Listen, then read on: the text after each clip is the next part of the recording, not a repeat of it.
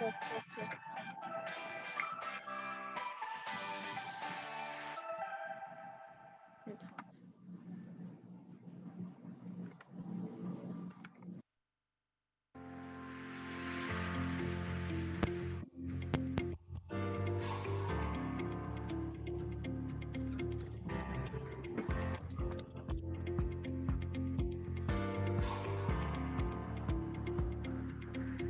Electric fan, sapat mo sa akin.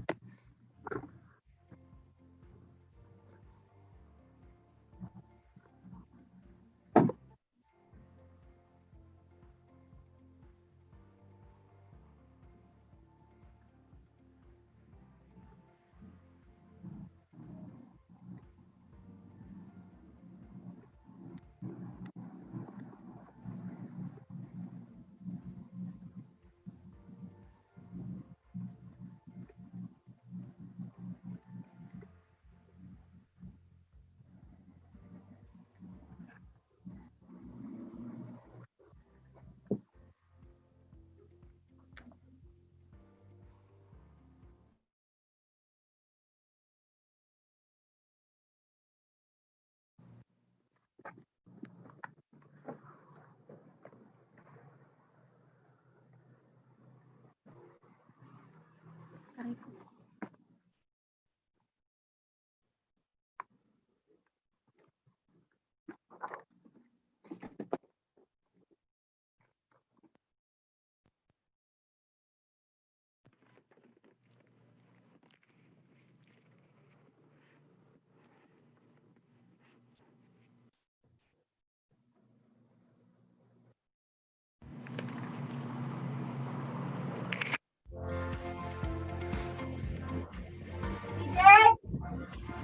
DJ, charger ko, dalihan mo.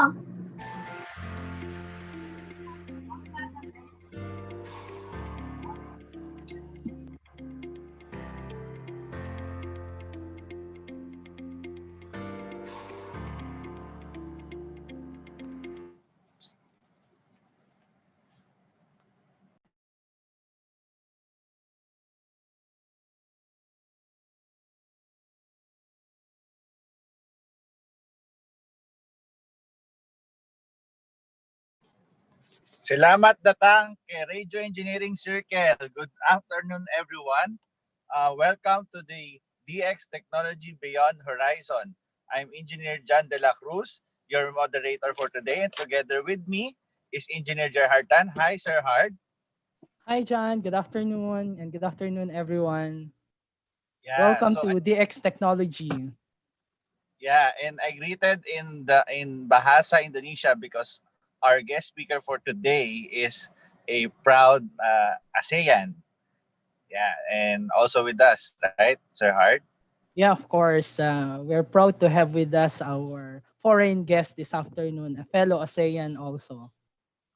And okay, so to formally start the webinar for this afternoon, may we call on the president of the Radio Engineering Circle, Engineer Patrick Georgian Yuhulipas for Foxtrot 1 Papa Hotel.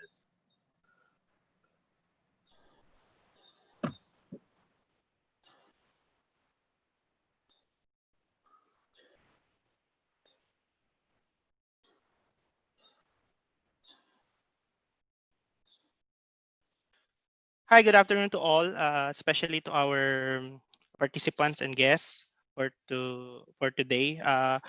We're now on the I think the DX series is already on its fifth webinar presentation. So I guess many of you is asking us. We are an amateur radio club, but then we are giving you a lot of different uh, topics that you need to know and you need to grasp in order to have a holistic learnings this in this pandemic. So right now,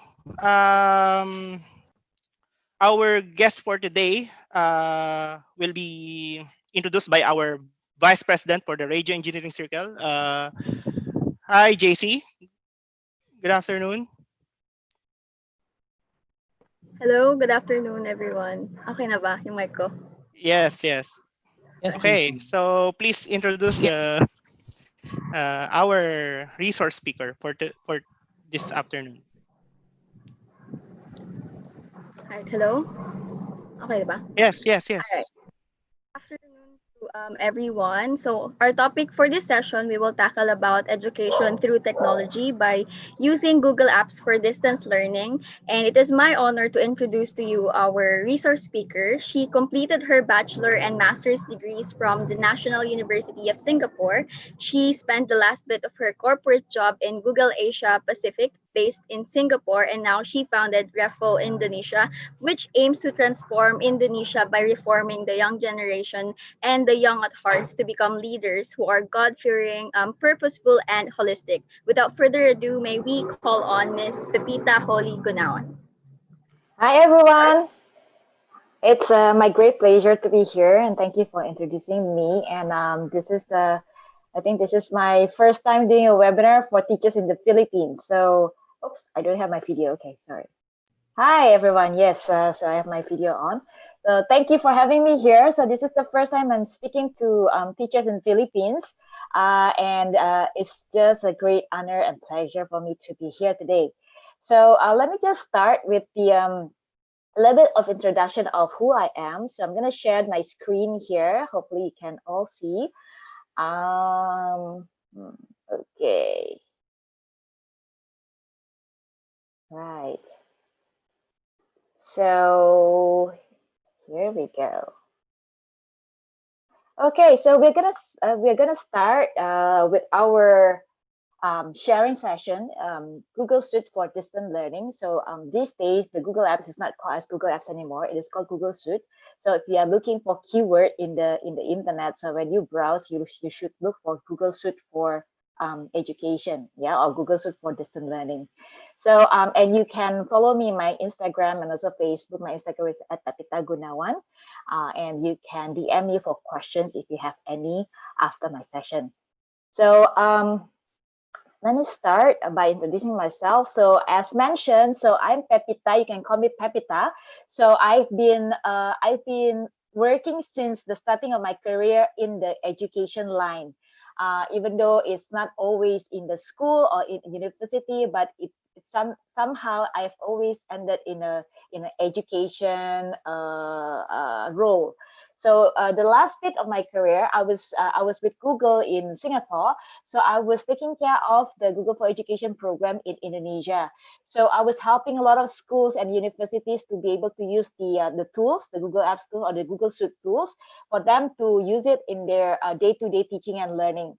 So, but then I think in everywhere in the world, including in ASEAN, and also in my country and in your country, technology was supposedly a part of our education, but there were many schools, many universities that thought that they had still time to adopt the technology, and so they were always pushing it away because they thought there was always time for them to catch up, right? But then again, COVID-19 came, and I think everyone in the world was caught off guard. Nobody was prepared for the thing, and it's the same thing in Indonesia. So when we had the confirmation of the first case in Indonesia in March, many schools and universities were just struggling on how to manage their classes online. So I believe it's the same thing in the Philippines too. So so this is my picture in Google at the time, and this is Refo, the company that I'm currently running. Refo is basically Reformasi Generasi Indonesia, or in English means that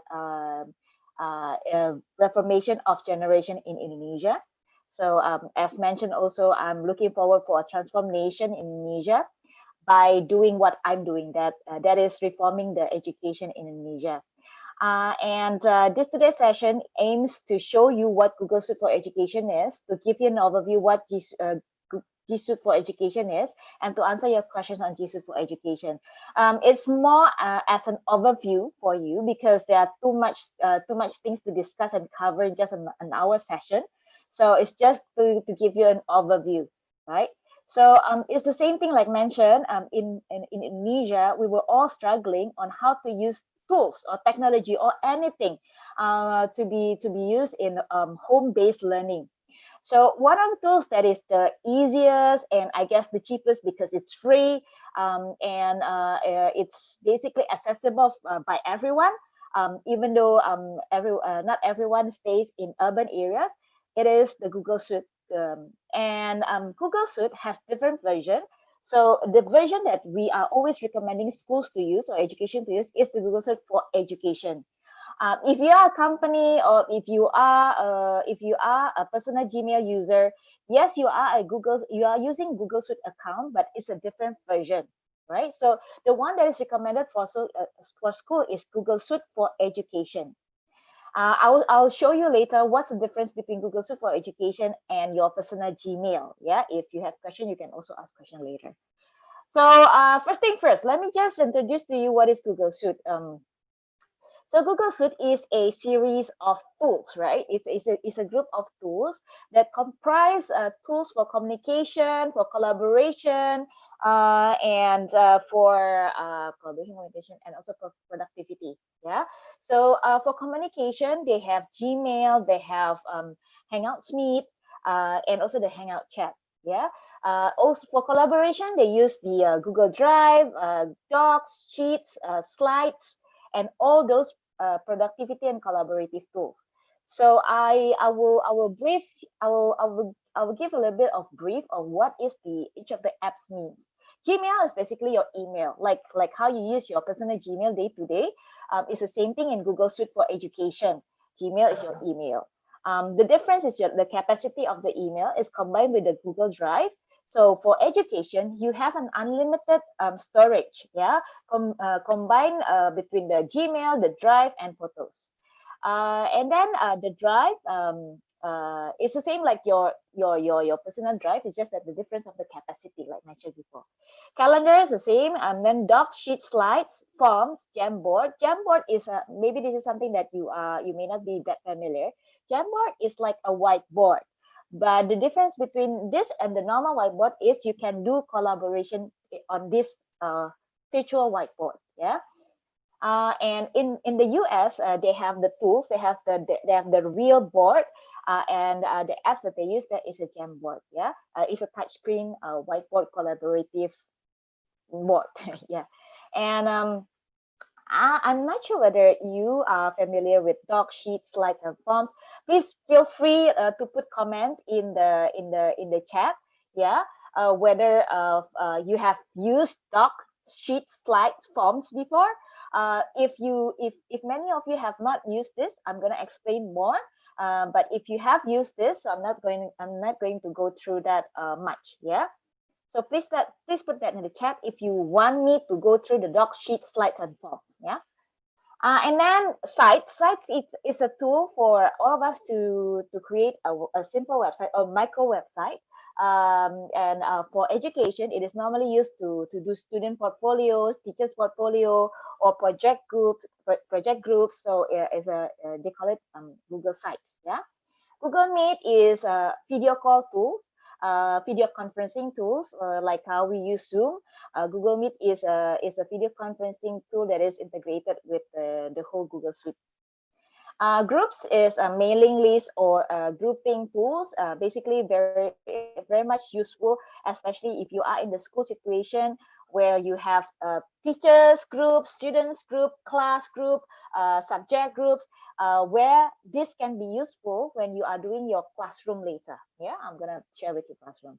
And then Fork is available in the paid version of Google Suite for Education. Yeah, it is called the Google Suite Enterprise for Education. It is not that it is not that essential or pivotal in the education to use this Fork. Fork is very much a e-discovery tool. It's normally used by the enterprise to collect all their documents, their emails, so that it is not lost. Yeah, so that's Fork. In the free version, the Google Suite for Education, we don't have Fork. And I think the one thing that is most famous, most popular these days because of the home learning situation is the Google Classroom. So I'm gonna go through a little bit more on Google Classroom later. And why Google Suite? If your principals or if your schools ask, why do you think Google Suite is like the best tools for the school? It's because the Google Suite itself is being used by many companies in the ASEAN, and of course, it is used by what we call as the current companies or current enterprises. We call it in Bahasa Indonesia is zaman now. Zaman now is very, very trendy, very modern type of companies. And it is used by the, by the new startups. So what we want to let the students know is by you having the skills to use these tools is we are preparing you for the future too when you go to the workplace. So that is that. And why Google Suite? Is because when you remember the old way of working, or maybe the current way of working, yeah, or before COVID-19 happened, is we have everything on our desktop, right? So, and then once our files got corrupted by virus, and also when we keep our files all over devices, because now we have gadgets, we have laptops, we have tablets, whatever. And we also have problems when they were also not updated in terms of the operating system, in terms of the version, yeah. And that's our old way of working. Also, in school, you may have a complex LMS, and you may also have devices, and the devices were uncontrolled, unmonitored. Yeah. And why do we use G Suite now? Because it is what we call as a new way of working. One, it is a collaborative tools. Your Google Docs, Google Sheets, Google Slides, Google Forms, and whatever else, it can be shared. It can be used for sharing, and everyone can work in one file together. And then another thing is it is device neutral. That means that whatever devices that you use, you could use like multiple gadgets, multiple laptops, smartphones. Once you have your Google account, you can open the Google account from anywhere. Yeah, so it's device neutral. It's not depending on your device. It is also very helpful if in the case of my country, right, Indonesia, security means that physical security of devices is one of the concern. So somebody stole your laptop, or something like that.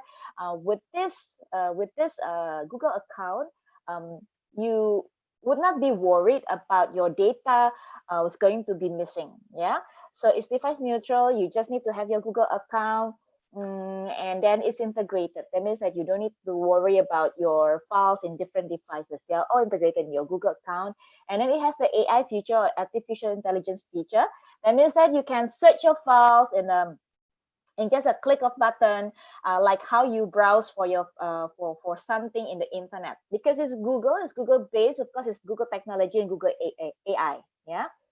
Another thing is innovative. Innovative means what? Your classroom can be done online now. Your quizzes can be done online now. And Chromebook is one of the tools. It is a device that helps the school to do a lot of monitoring, a lot of control using the device, because the device has a they call it as a Chrome device management tool. Yeah. I'm not going to go through on Chromebooks today, just to share with you a little bit of it. That's it. And then another thing is it is also known for productivity because it's easy to manage. The same thing like both Chromebooks and also your Google Suite account, the school can push policies just from a control panel. So you have like one or two administrators in the school, and he or she can easily push policies, push apps, just in a click of a button, yeah, from the control panel of the Google Apps control panel. And then fast scaling up is like your IT admin can create the emails, can create the classrooms, can create the groups, basically just from the IT admin side. Yeah, the teachers no need to worry. Yeah, and then automatic update is because everything is cloud, so everything is updated through the internet.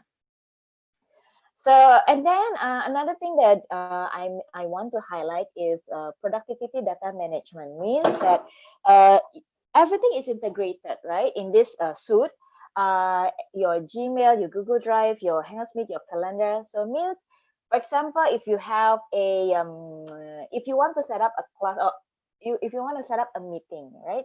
You receive an email.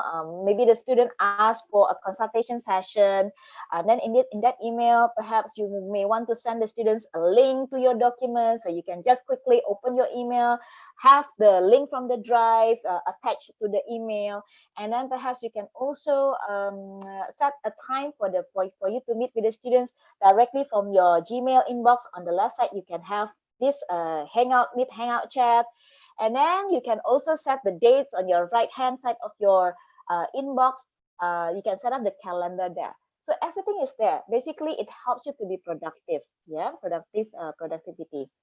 And then the next thing is unlimited storage for education. That is a very special feature for education. I mean, for enterprise, you have different level of types, and different types they have different storage. Yeah, depending on how much you pay. But for education, you have unlimited storage. So that's something that is very cool, very special. Whereas previously in your old way of working, if you put your files in the laptop, you put your files in your hard disk, they are all limited. Yeah. Now you have the drive. It's unlimited, unlimited access, unlimited storage. Security. Now you don't have to worry about virus because previously in your old way of working, you may need to have your thumb drive when you want to pass around your files. You don't have to do it anymore these days with the Google Drive. You just need to share. That's it. It's that the data is backed up automatically into the drive. You don't need to save it manually. Everything is saved there. Yeah. Even if you deleted something accidentally, you can always go to trash, or you can always see the version history, and then you can have the previous version up and running. Yeah, just as simple as that. And then another thing is for education that is very important is your security and privacy. Google promises that they will keep your data secure. That means that the school own their own data because you are the user. Yeah. So the school is responsible to keep it secure. That means that the control of letting other domain to be able to access your domain, letting your users to be able to share to other domains, it's all in your control as a school. Yeah. Another thing is there is no advertisement in Google Suite for Education core services. Core services means that your Gmail, your Drive, your doc sheet, slides, whatever that I showed you just now. Yeah, they were all the core services. So there's no advertisement there. And number three is Google supports compliance with industry regulation and best practices. This is the ISO and all those similar stuff. It's because they are using the same infrastructure that Google use also to serve the enterprise market. And then another thing is Google Suite for Education Chromebook supports compliance with rigorous standards.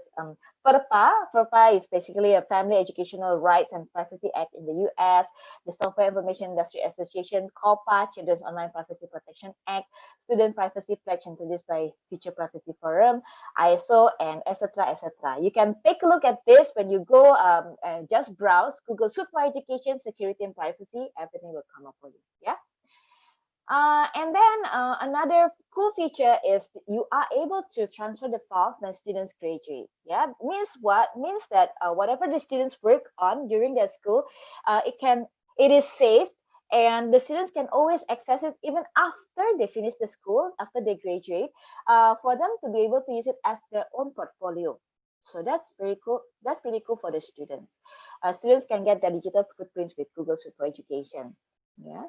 And then, so the rest of the apps, I'm assuming that most of you will already know. So I'm just gonna go through a bit more on the classroom. Yeah, Google Classroom. So what is Google Classroom? So Google Classroom, if I were to give an example, Classroom, I would say it is like a train station. Yeah. Why a train station? Because a train station is just an empty building without the train, without the passengers, without the ticket booth. It's just going to be an empty building. It's the same thing with classroom. So classroom is just going to be an empty space if you don't have things that support a classroom. Yeah.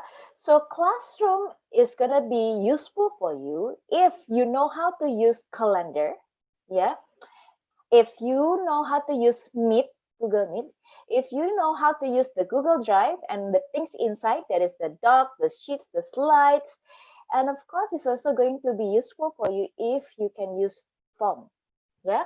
So many teachers assume that when we talk about Google Suite for distance learning, they only need to know Google Classroom and that's it. And they would think that, it's okay, I can use my old way of working, that is my desktop applications, I can just attach it, I can attach everything to Classroom. Well, Classroom doesn't work that way. Yeah. The good thing about Classroom is because it's a cloud based and it's a tool. Basically, it's very fluid. You can do many things with it. It's just up to your creativity, up to your experiment. You have to try things out, and it's basically serving to your needs. Yeah, it's different than other LMS. So Classroom is actually not called as an LMS in Google. It is called just one of the apps. Yeah, so I would say Classroom is an app that integrates your other knowledge in the other apps of G Suite, and it helps you to optimize the whole G Suite tools, yeah, in that one place. And so therefore, the classroom itself, it works well if you know all these other tools in Google Apps, because it works integratively with links from your Drive, it links from your Meet, links from your calendar, whatever. So it is not meant for you to attach things, upload and download things. It is not meant to for that. Yeah, so that's one thing that we all need to be very aware of when we are using Classroom, because I have received feedbacks from teachers and asking me, if I have a video and I want to attach the video into Classroom, why Classroom always crash? Yeah. Well, my answer is because Classroom is not meant as that kind of tools. When you want to have a video in the classroom, what you do is you get the link from your YouTube. You can also access the YouTube directly from Classroom. Yeah, when you want to attach a video file, you basically take a video from the YouTube and then you put the link into the Classroom, or you take the video directly from the Classroom. Then it will automatically catch the link from the video, and it is going to be put in the Classroom itself. So if you have video, it is not for you to upload the video into the Classroom. Theoretically, you can do that, but based from the feedback that I heard, it's not gonna make your life easier. Yeah, it's actually gonna take more time. It continuously get you error messages. So yeah, so that's what I understand from teachers. Yeah. So hopefully it gives you a bit more understanding of what Classroom is and how to make use of Classroom. Yeah. And Google Classroom, what is it? What is it? So it's a class that is accessible anytime, anywhere from any device. So you can download the apps from to your handphone, to your tablets, and you can access the class from the devices that you have. Even also on a web-based classroom. Yeah. And then you can also access modules, video assignments, quiz easily. They have, if you see here on the examples that I have, this is a screenshot from a classroom. So they have tabs in the classroom. So they have stream, they have classwork, people, and grade. So it's very easy for us as a student and as a teacher to see what classwork or assignments or quizzes that you have for that class. And then you have a tab for people. People means your students, your teachers, and also for education, you have a function that you can include parents, or they call it guardians. Yeah. And that is very helpful. And that is, you don't have that in your Gmail version, yeah, of Classroom. And why is that important? Is because you are going to get your parents to be involved in your students' day-to-day classroom, and giving them updates on what's happening in that classroom for that 1 week. Yeah, so your parents will not get all the modules, your assignments, whatever, but they will get report weekly in their Gmail on what happened in the classroom for that 1 week. Yeah. And then another tab is for grades, means that the teachers can directly grade assignments, quizzes, and whatever into the grade book directly from the classroom itself. Another thing that is cool about Classroom is it syncs directly with calendar. So that means that when you put assignment and you put due date in the assignment, the calendar will automatically update it into the classroom calendar and to your students that is inside that classroom. Yeah, so the students will have this due date in their calendar directly without them putting them on manually. And then another thing is now they have a new feature called the rubric or the grading rubric. And basically you can do the weighting of grades based on your own criteria. You can create your own criteria. Another thing is you can monitor the submission of assignment. You can actually see who has submitted and whether he or she is late in submitting it. So you can see all those things from Google Classroom directly. Another thing is you can directly grade the assignment directly into the grade book. So this is just a screenshot. You have the average of the class here, and then you have each of the students' grade, and this is the grade book. Yeah. And then that's it. That's my sharing. So I am happy to hear from you the questions, and I can if I'll be happy to answer your question. So please, either you open the mic and then ask directly, or you put it on the chat.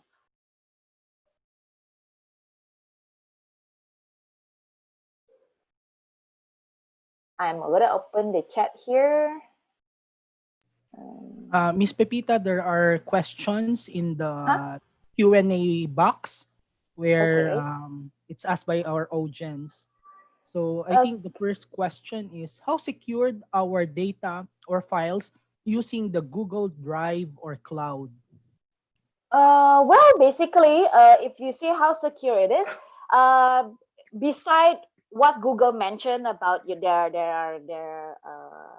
security protocols, yeah. If you want to know like the official name of their audit and whatever, you can just take a look and just browse through security Google Suite for Education. But in terms of users and usage, how secure it is. So basically, the power is within the user's hand. That means that it's really up to you to share your files. And then when you share your files, they have three different level of access. You can share and let them edit your file. You can share but only let them view your file, or you can share and let them comment on your file. So there are three levels of access that you can give to whoever that you want to share it with. And at any point of time, if you feel that you don't want to share the file anymore with these people, you can just click the cross button, and that means that he or she cannot open the file anymore. Compare it with the old way of working. When you have an email and you want to share a file, you attach the file and then you send the file to that person. And then once the person receives the file, that means that the control is within that person's hand. He or she can forward the file to whoever they want, and you don't know, right? They can change the file however they want it without you knowing. Yeah. So that's the difference between how, in terms of users, in terms of usage, on how secure it is. The power is within the user's hand. You decide how much you want to share, how long you want to share it, and to who you want to share it. I hope that answers your question. Yeah, okay. Another from our audience, Mhm. how can we ensure that students didn't cheat if their exam is done via online? Okay. I mean, that's the same question that I receive all the time. And I think everyone is facing this, every teacher is facing this, and everyone is figuring out on how to do an assessment that is fair and that is also showing the real result of their learning. Yeah, everyone is struggling in this, and there is no right like exact answer to this, but what I can suggest to you is perhaps you may want to consider giving the problems or the quizzes instead of multiple choices, instead of something that is very obvious for them to answer. You can search around in the internet. Do give them something that is more challenging, like problem-based learning. Like, give them projects instead of them quizzes, all those things, especially in their very determining period of their school. So that's the suggestion that we normally give. Then I think the challenge for the teachers now is to learn of how to create that kind of assessment, like problem-based learning, project-based learning. Those are the new skill sets that teachers need to have. Don't worry, you are not alone. The teachers in our country also the same. Even maybe some of them they are even have a lower competencies, especially the ones that stays in a rural areas. So don't worry, we are all in this together. So, but definitely you need to upgrade the skills of teaching in, just now I mentioned, problem-based learning, project-based learning, those kind of thing. And also, well, in Indonesia, I'm running webinars, yeah. And these webinars run regularly, but they are all in local language in Bahasa Indonesia. It's all recorded in our YouTube Revo Indonesia. You may want to take a look at our webinars and open the caption, the CC, the what do you call it? You open the CC. Basically, you can change the subtitles to English. Yeah, so you may be able to follow the webinars that we do, because we have a regular webinars from really basic use of G Suite, the Google Suite, like from that is from teachers who have never used email before. So we are teaching them from a very basic all the way until the more advanced, like how do you use other tools like quizzes, like Kahoot or whatever, integrate it into your learning experience in the classroom, so that make it more integrative or interactive integrative. Yeah, so we do have that kind of module. So take a look at our YouTube channel Revo Indonesia. Also, in the future, in a 1-2 weeks time, we're going to have modules in problem-based learning, in assessments online, this kind of thing. So it's very much about in empowering the teachers with the new skills that they need to have. So take a look, and perhaps it can be useful for you. All right, for the next question po, by Charner Bacani, how much is the subscription fee for G Suite for Education Enterprise? For the enterprise, I think they have different schemes. So they have especially during this pandemic situation, right? They have discounts. They have all the different promotions. As far as I understand, is they calculate the number of teachers in the school. So if I'm not mistaken, is one teacher $4 $4 a year. But once all the teachers are paying that $4, the students are free, unlimited. And they can use the same features as the paid version. I mean, as the teacher's version. So that's the last time I checked. That is like 1-2 months ago. So I don't know now. Hopefully that gives you a rough gauge. Is that per account po? Sorry again? Is that per account? Yeah, $4 per account for teachers. So they calculate the number of teachers in that school. And then the students will be able to use it for free, unlimited number of students. Yeah, I normally don't recommend to use the paid version, because for schools normally you don't need that. But you may have different needs. I always recommend to use the Google Suite for Education. That is the free version. Is it another question by Kerry Hiponya? Is it possible to create a real-time quiz or examination with G Suite, or it will need another application? A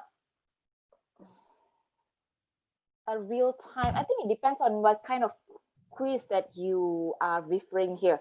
If you want to use Google Form, it is not real time. That means that you need to prepare the form first, so that the students can open the form and work on the form, right?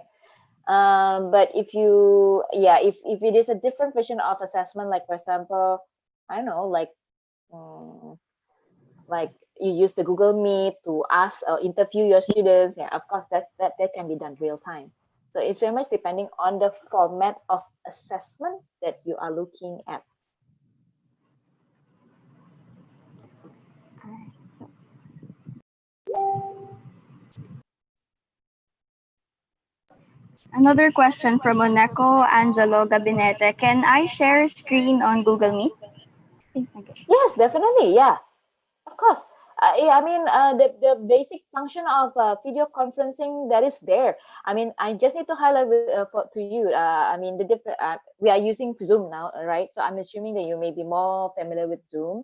So the difference between Meet and Zoom is, well, Meet is integrated with all the other Google tools, right? The Google Suite account, Google Suite thing.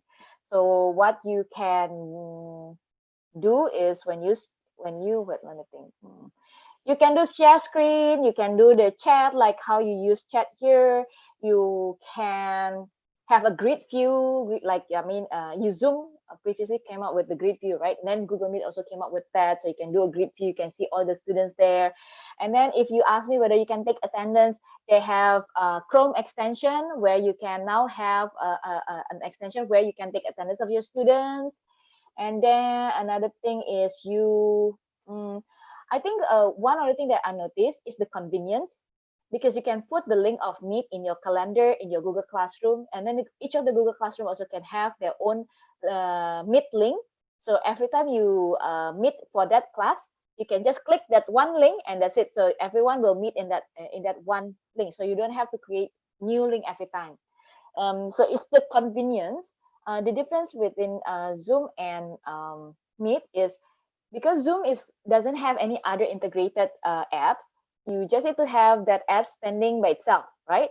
Um, and like if I use Google, like Google Suite, right? I in my calendar, if I have a meeting, I'll put the schedule in my calendar, and it has directly a feature where I can add the Google Meet there. So it's very convenient for me. Just click add Google Meet. I don't need to create any link, whatever.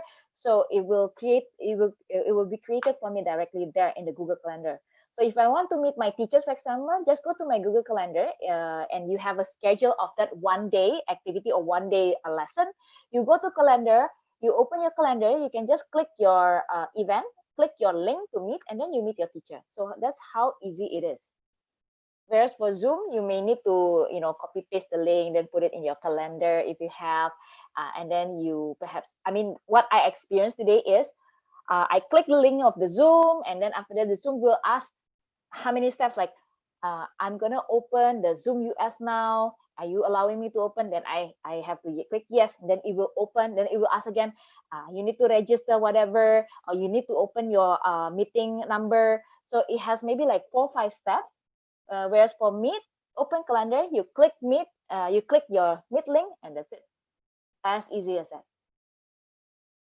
So aside from being Google Classroom being much more convenient, would you say that Google Meet is more secure than Zoom You with need to regards? have a you need to have a Google account to be able to use Meet, right?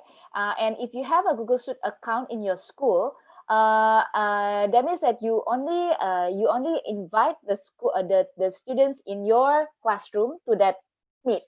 So if there is someone else want to come in, you as a host need to admit that person in. So if you don't recognize that person, you can just reject the person. Even though, for example, the link is shared to anybody else, if that person doesn't have the account or your school account, the person cannot go into the meeting. So if you ask me whether it's more secure, I would say yes.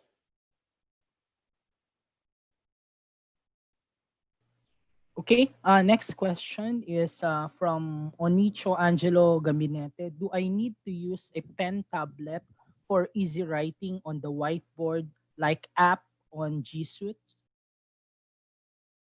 Whiteboard app in G Suite? You mean the Jamboard? Uh, No. The Jamboard is you can, if you have a touch screen, you can use tap screen. If you don't have a touch screen, you use your mouse. You don't have to use it, but of course, ideally, because it's a whiteboard, right? It's a whiteboard. It depends on what you want to convey on the whiteboard.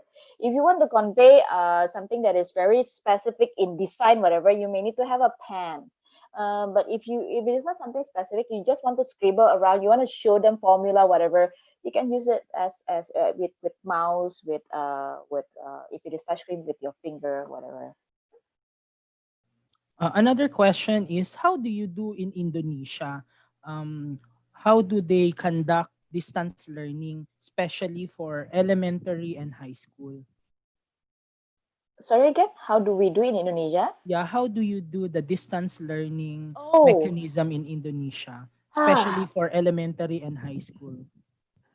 I would assume it's gonna be similar like how you do it in Philippines. Everyone is figuring out. Nobody's perfect. Nobody says that they have found like the perfect solution for it. Uh, in uh, in the elementary school, well, the fact that Google Classroom is the top downloaded apps in Android in Indonesia today shows that I think most of the schools are using Google Classroom, even though they may not be using Classroom as I mentioned just now. So they use Classroom as a place where they can just upload, download stuff. So it's not so much of what I mentioned is a train station. You need to be able to use calendar, whatever, to be able to use Classroom in its full potential. So they perhaps use Classroom as a place where they download, upload materials, upload videos. That is not ideal. But based on just that, looking at the downloaded apps in Android in education, Classroom may, I think, one of the most popular tools that people use now, schools use now. And another thing, also many schools also still use their own Gmail. Yeah, so not the Google Suite for Education account, but of course these days there are many schools wants to apply for Google Suite for Education. The queue up to get approval from Google to get approved to use the education version, also it's taking much longer time than before. But I think the awareness is there. Many schools is trying to use that. And then Zoom also is another tool that is used, especially for the younger crowd. I think because the younger crowds also they may not have Google account. And also, by the way, Google account Gmail, right? It can only be used for a person that is 13 years and above. So many of these younger students, they don't have Gmail account, so only the parents will have. So I think the easiest, also one of the easy thing for the schools is also using Zoom, because especially when you're talking about the early childhood, what they need is just to interact with the teachers instead of doing any assignments, right? So Zoom is another platform that schools use. So I think those are the two things. The rest, of course, there are Sekolah Muda, whatever, they are there, but not as popular these days. Yeah. Yeah, there are other learning management platform also Mm. that I've seen in the internet, and some companies also offer it Yeah. for a certain fee, like Yeah. Edmondo Yeah. and Yeah.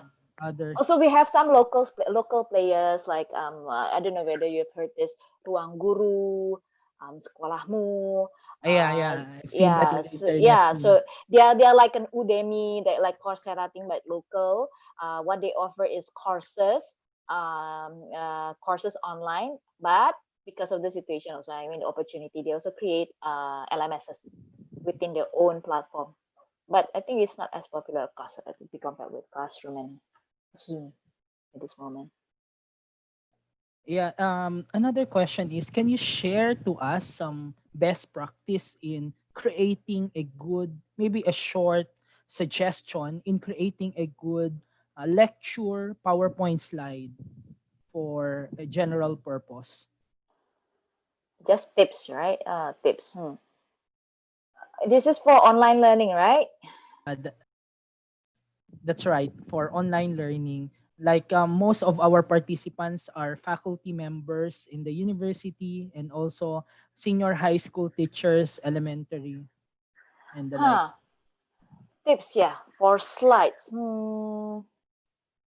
I mean, for me, if because I've been using Google Suite for very long, right? I've been using it for since 2012, so I'm not familiar with PowerPoint anymore. So I'm not the best person for you to ask about PowerPoint. But for slide, I mean, the tips would be these days, right? I find that uh, if you can create something that is simple, right?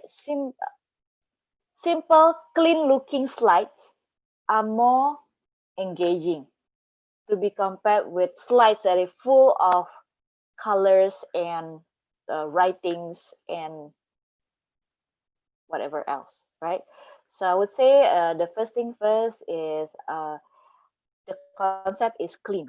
So if you can do clean slides, if you've seen my slides just now, it's pretty much clean. So I don't have anything much on the slides. It's just the picture, the several wordings, and that's it. So clean looking is one. Another thing is the cool thing about slides. If you use Google Slides, right, you can insert image, you can insert quotes directly from the internet. Just click the image, and then you can choose whether you want to get this from your computer, upload from your computer, or you need to search it from the web directly from that slide. Yeah, so you don't need to open another tab and then search from that browser, look for the image that you want. You can go, so you can just open the slide, click image, and then it will give you an option whether you want to look directly from the web or whatever.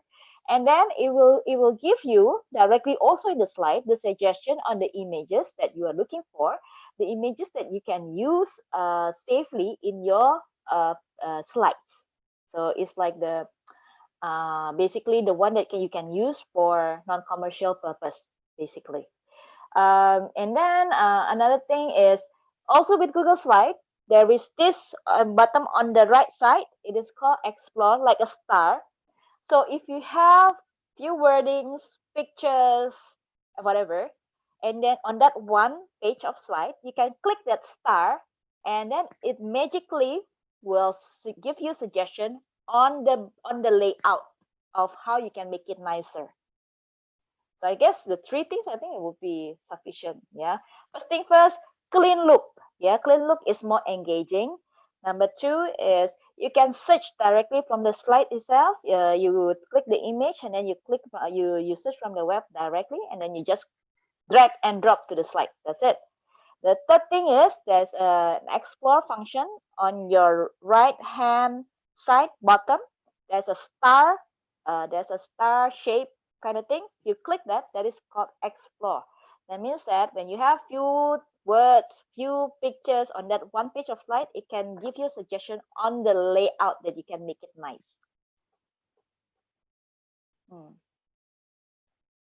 So okay, so there are still questions here, so I'm gonna read this. Can our Department of DepEd use the Google Suite for free, as it is most likely public classes will be conducted online due to the physical? Okay, so the question is for DepEd, so I'm not going to answer that. Yeah. Okay. It's the department here in the Philippines, actually. It's like a Ministry of Education. Yeah. So I'm not going to answer that. Okay. So and then is there a seminar alike that Google is doing to bridge the gap of non-computer literate and Google features? Google is not doing all those things by themselves. They work with partners. I know that they are also working with partners in Philippines. Ask Revo is their partner in Indonesia. So we are running this kind of webinars. We are running this kind of sessions for teachers in Indonesia in our local language. So like I mentioned before, we do have playlists. So I'm gonna just type in the chat here the playlist that you may want and you may be able to use, but you need to have the English caption there. Yeah, sorry, English subtitles there. And YouTube can do that for you, of course. Indonesia Edu Webinars. Yeah, so you take a look at this playlist. Yeah, this is the playlist where I have the modules for G Suite from 0 to hero. Yeah, so take a look at that. We have around 37 or maybe 40 webinars there for each 1 hour session. Yeah, maybe half hour, 40 minutes content and question and answer. And then suggestion, this platform reliable or long term, not just a remedy for physical classroom setup, given that this pandemic drove us to live with the new normal? Well, this platform had been around since 2009, I think, if I'm not mistaken. Since 2009, it still exists. It exists till today, 2020, and there is no plan for Google to terminated, especially in this time when more and more people, more and more school are using this. So I think the question is the same thing like when you ask whether other platforms they are also reliable. It's the same thing. There's nobody here will know, whether that company will survive. Yeah. So to be fair, this the same question you can ask also to other platforms too. Yeah. And then suggestion to make this learning effective and for the teacher professors might not aware difficulties of accessing this online class. Suggestion to make this learning effective and for the teachers professors might not aware difficulties of accessing. Yeah. You mean to make it? What do you mean, David Salvador? Are you? Okay. Is this to help someone to be aware that there is this online classes and they can just access it easily, or what is? I don't get the question. I mean, online methods such as Google Class. You mean to help them be aware of this Google Classroom, that Google Classroom exists and whatever is it? Okay. The easiest thing is you have to learn. You have to get them to learn. Yeah. Just browse around YouTube. I mean, for me, this is what I do to my teachers in Indonesia. I give them the playlist and ask them to watch. Yeah, I have no option. If you don't want to learn, then how can you know, right? They have to learn. Yeah. Is this suitable for fully online program or blended learning only? Well, given the situation, everyone is trying to use it fully online. Yeah. If I mean the blended learning or fully online, I think it's really up to the school on the learning objectives that you want to fulfill, right? There are conversations, of course, between schools here because we don't know when we are going to reopen schools fully. We just had a briefing from the Minister of Education like last week that at this current moment, there are only 0.8% of schools that can be open physically throughout Indonesia. That means that's only 85 schools throughout Indonesia that can open open physically, and we have how many 200,000 school throughout Indonesia. And then schools can be reopened physically only when the zone is green, and majority of our zones here in Indonesia is red, yellow, orange. Yeah. So my stupid prediction, school may start to be physically open maybe end of year. Again, it's my stupid prediction, right? Yeah. So currently they are using whatever platform that they are using for full online. So there is no option for that. So if you ask me whether it's suitable for fully online program embedded learning only, really up to the schools, the learning objectives that they want to achieve. But at this moment, everyone is using it for fully online. Any other question? There's another one is from Sam Iversonko. What are the reasons why Google offer features such as unlimited storage in Google Drive, Google Classroom, and G Suites for free? What are the benefits that Google get in return for giving these learning features for free? Mm, there is no direct answer to it. Yeah, but my guess is one is for branding, for positioning, and then when we get used to using these tools, and then once we graduate, when we have our own company, of course we have the tendency of using the same tool. Why? Because I also learned that when I grew up with, as you know, I grew up with the competitor's brand. Yeah. And once I graduated, when I worked, that's the only thing that I know, right? That's the only thing that I'm comfortable with. So I think Google wants to do something similar like that. It's just a different tools, a different way of working, and it's a change of culture of working. And for me personally, I think it's a good change of culture of working that is relevant to what we need today. So And then what do they get in return? Um, they get brand loyalty. Yeah, brand loyalty. Google has different kind of products, right? Not only G Suite. They have maps, they have a street view, they have ads, they have everything else, So it's very much about brand loyalty. Once you love Google, whatever you do, you want to use Google too, right? It's it's basically grooming your love towards the brand. That's what I think. It's a long term thing, and I think Google can only do it because it's such a huge organization. Yeah, it has the resources to do that. Another thing also, they do have spin-off businesses from there, like things like they sell the Google Suite Enterprise for education. So for schools that think that wow, they have been using all this thing and they want something more, and they have the money, so they buy the paid version. So, and then school market is big, yeah. So that's something that I guess what Google is looking for. Another thing is they also have Chromebooks, like mentioned before. They have Chromebooks, these devices. So when the culture of the students and teachers, they are very used to cloud.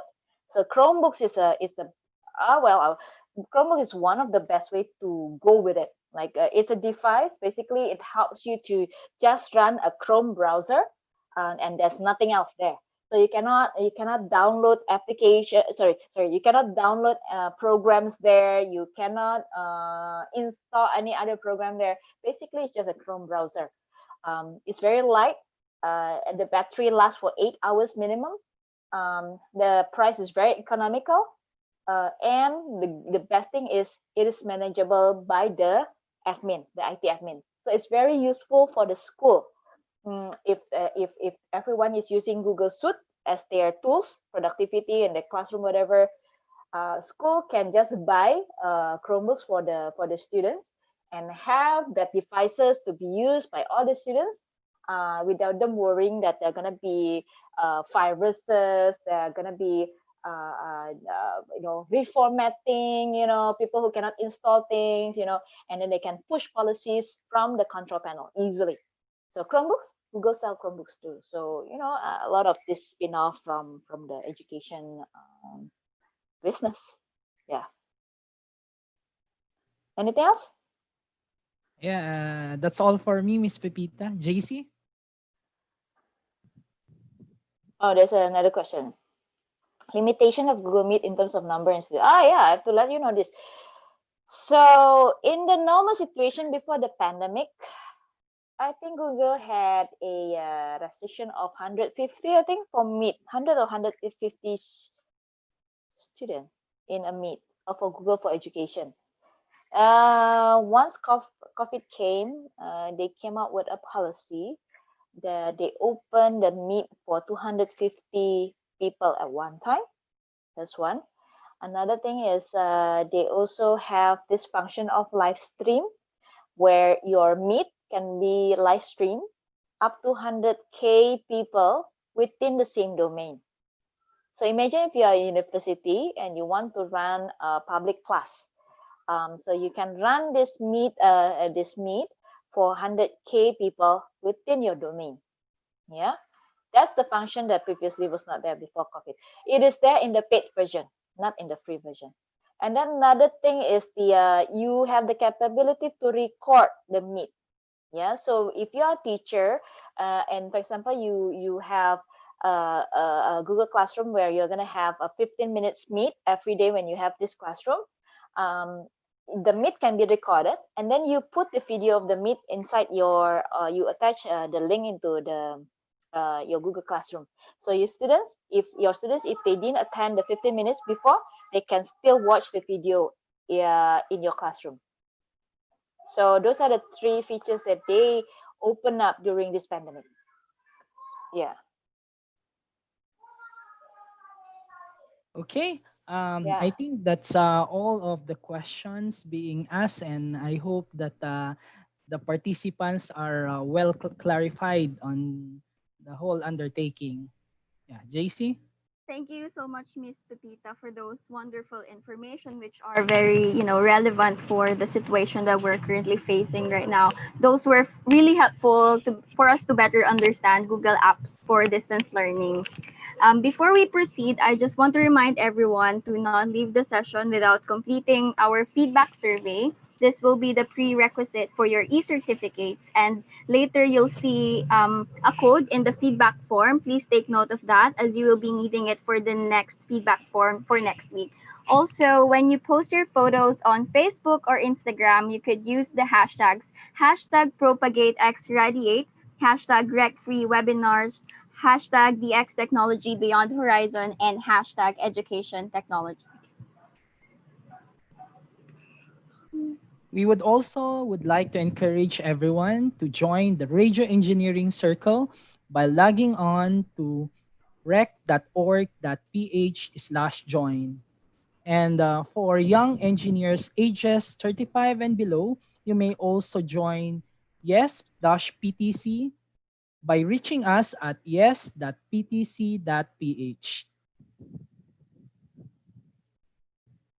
And now to officially close, may we call on, of course, our chairman, Mr. Gerhard Tan, to give the closing remarks.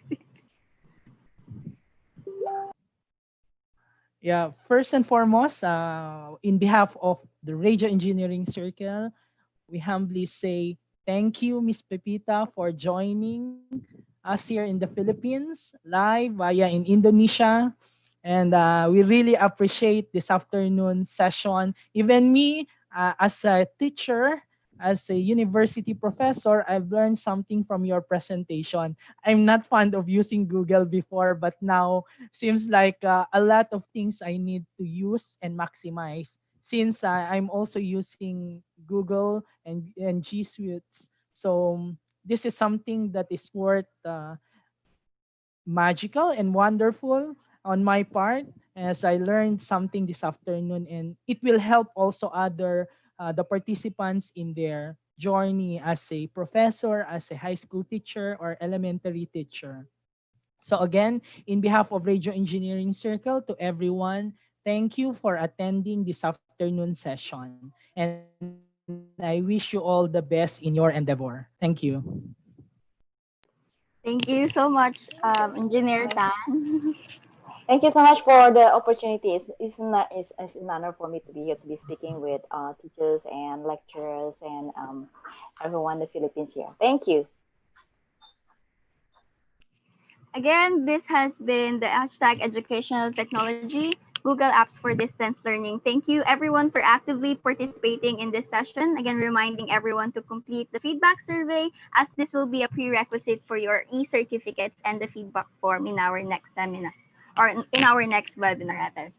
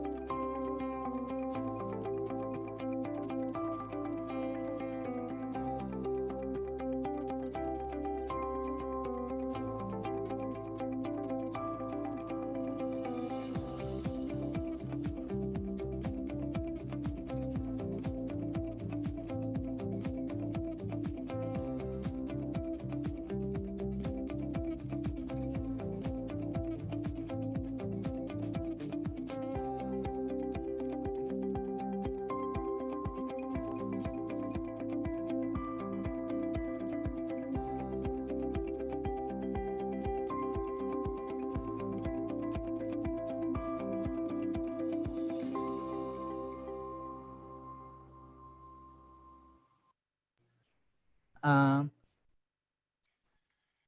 Ayan.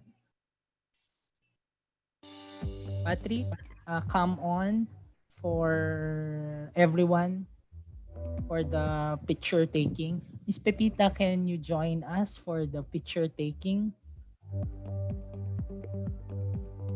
Sure, sure.